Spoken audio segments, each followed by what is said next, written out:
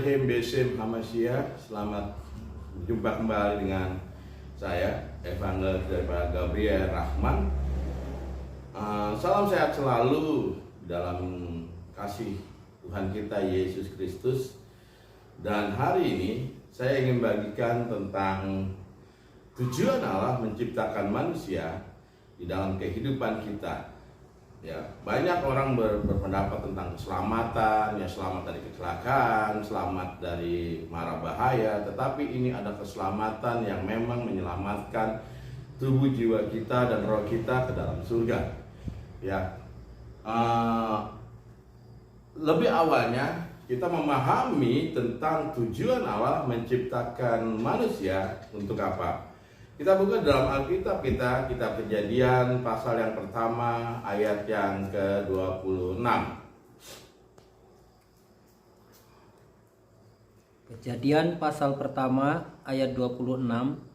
Berfirmanlah Allah, baiklah kita menjadikan manusia menurut gambar dan rupa kita, supaya mereka berkuasa atas ikan-ikan di laut dan burung-burung di udara dan atas ternak dan atas seluruh bumi dan atas segala binatang melata yang merayap di bumi. Ya, baiklah kita, berfirmanlah Allah katakan, baiklah kita jadikan manusia segambar dengan Allah. Yang saya ingin bahas tentang segambar dengan Allah, serefleksi, ya sekodrat. Artinya manusia diciptakan dia segambar dari Allah. Kalau Allah itu kasih, ya manusia kasih. Kalau Allah itu mengampuni, manusia pun harus bisa mengampuni. Nah, kalau Allah itu kekal, artinya manusia pun kekal. Tapi karena dosa, dia mengalami kematian. Kejadian pasal yang kedua, ayat yang ke-16 dan 17. Kejadian pasal yang kedua, ayat ke-16 dan 17. Kejadian pasal kedua ayat 16. Lalu Tuhan Allah memberi perintah ini kepada manusia, semua pohon dalam taman ini boleh kau makan buahnya dengan bebas, tetapi pohon pengetahuan tentang yang baik dan yang jahat itu janganlah kau makan buahnya, sebab pada hari engkau memakannya pastilah engkau mati. Firman Tuhan katakan jika manusia memakannya dia akan mati. Tapi kalau tidak makan, berarti dia tidak mati, kekal. Ya, jadi tujuan Allah menciptakan manusia untuk kekekalan. Ya, hanya pelanggaranlah manusia jatuh dalam kematian. Sebabnya Roma katakan, ya upah dosa adalah maut, kematian. Jadi, siapakah yang menyambut nyawa manusia? Maut, kematian, dosa. Ya. Pada saat roh manusia keluar karena dosa, tergantung siapa yang menjemput. Kalau yang menjemput ya kalau malaikat terang ya dibawa ke dalam Tartarus. Kalau yang menjemput malaikat kegelapan dibawa ke Tartarus, yang malaikat terang ke Fardes. Ya, ini masih ada pangkuan Abraham, tempat penantian, belum ada surga. Ini namanya penantian, tempat pengangkuan Abraham. Dalam bahasa Yunani dikatakan hartia atau meleset dari gambarannya. Itu sebabnya Allah mengutus Adam kedua, yaitu Yesus, untuk mengembalikan kita kepada kekekalan. Dia masuk ke alam maut, mematahkan kematian dan membangkit. Artinya yang dikalahkan adalah kematian, untuk mengembalikan kita kembali kepada kekekalan. Nah, bagaimana kita untuk menuju kekekalan kembali? Kita lihat di dalam Galatia pasal yang kedua ayat yang ke-20.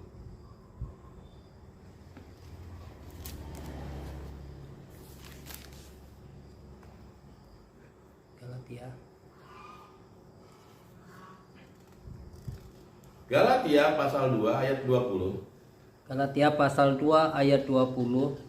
Namun aku hidup, tetapi bukan lagi aku sendiri yang hidup, melainkan Kristus yang hidup di dalam aku, dan hidupku yang kuhidupi sekarang di dalam daging adalah hidup oleh iman dalam Anak Allah yang telah mengasihi aku dan menyerahkan dirinya untuk aku. Ya, dikatakan namun aku hidup bukan hidup lagi, tapi Kristus yang ada tinggal di dalam aku. Bagaimana Kristus bisa tinggal di dalam kita?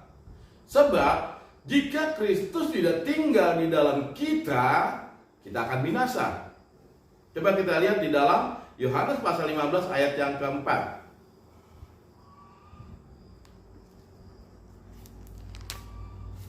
Yohanes pasal 15 ayat yang keempat. Yohanes 15 ayat yang keempat.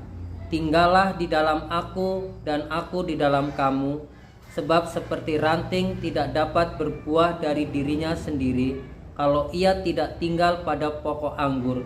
Demikian, tinggallah di dalam aku. Terus ayat selanjutnya. Demikian juga kamu tidak berbuah jikalau kamu tidak tinggal di dalam aku. Akulah pokok anggur dan kamulah ranting-rantingnya. Barang siapa tinggal di dalam aku dan aku di dalam dia, ia berbuah banyak. Sebab di luar aku kamu tidak dapat berbuat apa-apa. Barang siapa tidak tinggal di dalam aku, ia dibuang keluar seperti ranting dan menjadi kering. Kemudian dikumpulkan orang dan dicampakkan ke dalam api, lalu dibakar. Ya, barang siapa tidak tinggal di dalam Kristus dan Kristus di dalam kita, dia seperti apa? Seperti ranting yang dikumpulkan lalu dibakar. Artinya, untuk kita menyatu dengan Kristus itu penting. Sebab kita di luar Kristus tidak bisa apa-apa. Dan kita di luar Kristus akan dikumpulkan dan dibakar. Bagaimana kita bisa di dalam Kristus dan Kristus di dalam kita? Hanya untuk haleluya, tepuk tangan, memuji Tuhan. Tidak cukup seperti itu. Untuk menyatu dengan Kristus, ya, kita harus kembali tenggelam bersama Kristus. Kita lihat di dalam Galatia pasal 3 ayat yang ke-27. Galatia pasal 3 ayat yang ke-27. Galatia pasal 3 ayat yang ke-27. Karena kamu semua yang dibaptis dalam Kristus telah mengenakan Kristus. Karena kamu semua yang dibaptis karena Kristus, kamu memakai Kristus, menyatukan Kristus ke dalam diri kita, memakai ketopong, selubung, masuk ke dalam kita. Caranya apa? Dengan baptisan Kristus. Dengan baptisan Kristus. Baptisan bukan hanya sebatas upacara dan bukan hanya sebatas lambang. Sebab upacara dan lambang tidak dapat yang menyelamatkan manusia. Tetapi baptisan, ya, baptisan dapat menyelamatkan manusia. Upacara dan lambang apa yang dapat menyatukan kita dengan Kristus? Tidak. Baptisan adalah mistika ilahi. Coba kita lihat 1 Petrus 3 ayat yang ke-20 dan 21. 1 Petrus 3 ayat yang ke-20 dan 21.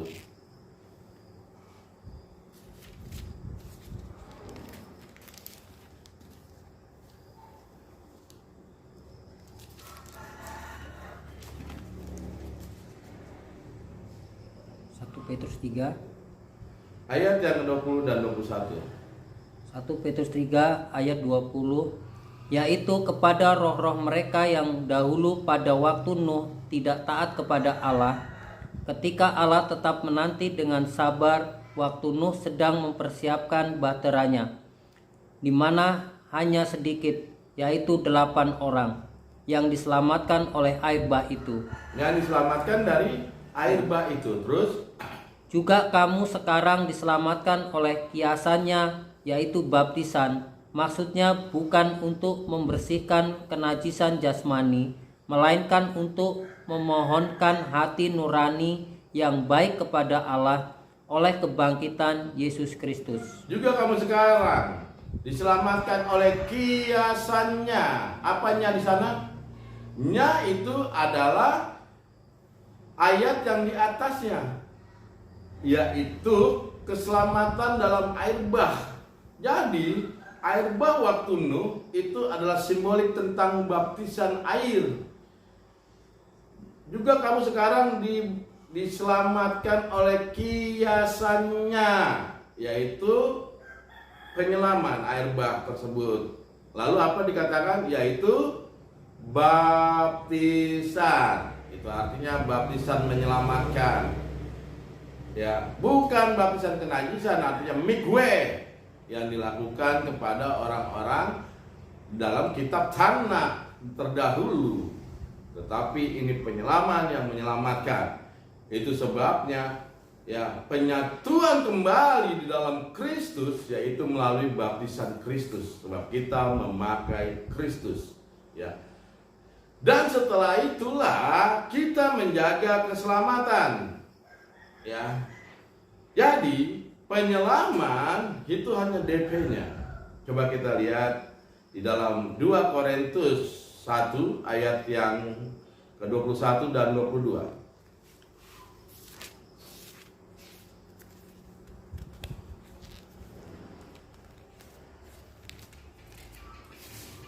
2 Korintus pasal 1 ayat 21 dan 22.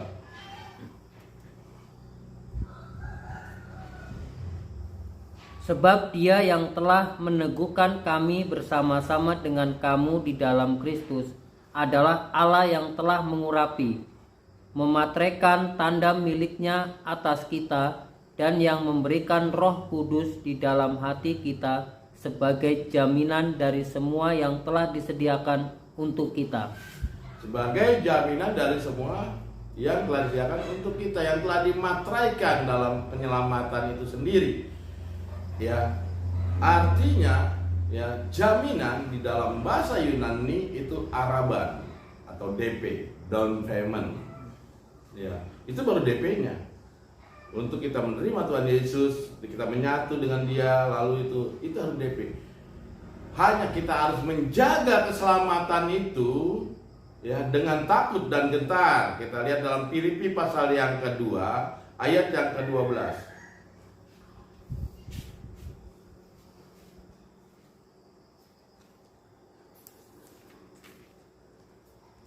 Filipi pasal yang kedua ayat yang ke-12.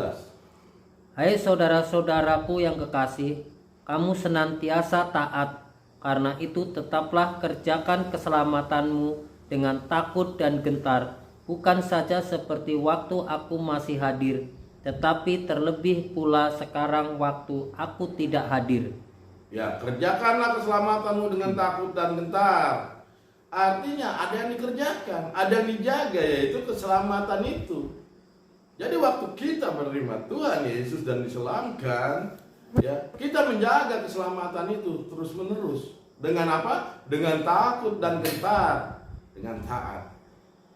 Lalu bagaimana keselamatan yang sejati?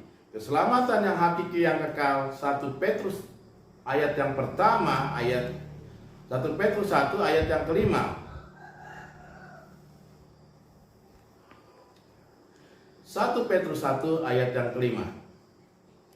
Yaitu kamu yang dipelihara dalam kekuatan Allah karena imanmu, sementara kamu menantikan keselamatan yang telah tersedia untuk dinyatakan pada zaman akhir. Menantikan keselamatan yang telah tersedia pada kapan?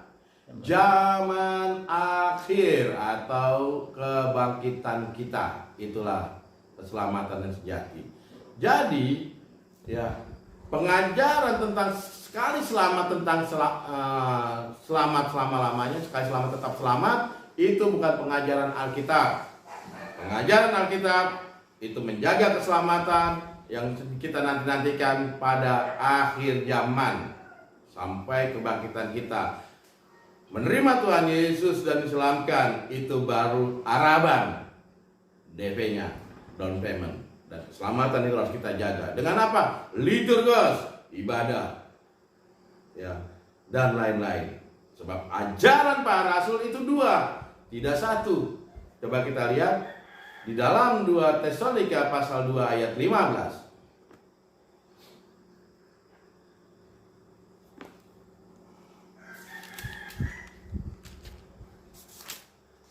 2 Tesalonika pasal yang kedua ayat 15. Dan Ia Tuhan kita Yesus Sorry. Kristus. 2 Tesalonika pasal 2. Pasal 3? Pasal 2. Pasal 3-nya Pasal 3 ayat. ayat 15. Dan Ia Tuhan damai Oh. sejahtera. Ayat 2. Ayat 2-nya yang ke-15 apa? Sebab itu berdirilah teguh dan berpeganglah pada ajaran-ajaran yang kamu terima. Sebab itu, ya, apa katanya? Berdirilah teguh dan berpeganglah. Artinya pegang itu teguh. Kepada apa? Ajaran-ajaran. Terus Yang kamu terima dari kami. yang kamu terima dari kami. Siapa kami? Paulus. Sebab yang menuliskan Tesalonika adalah Paulus. Artinya para rasul. Ayat tersebut katakan, berdirilah kokoh, teguh, berpeganglah. Artinya berpegang, jangan lari dengan ajaran para rasul. Yang kamu terima dari kami, yaitu para rasul. Apa ajarannya? Ajarannya apa? Lanjut. Baik secara lisan maupun secara tertulis. Baik secara lisan maupun tertulis. Paradosis. Secara lisan yang tertulis. Apa lisan? Sejarah. Yang tertulis Alkitab. Tetapi ada ajaran-ajaran sejarah. Jadi ajaran para rasul itu dua. Secara lisan dan tertulis. Bagaimana sekarang orang Kristen malas memahami tentang sejarah?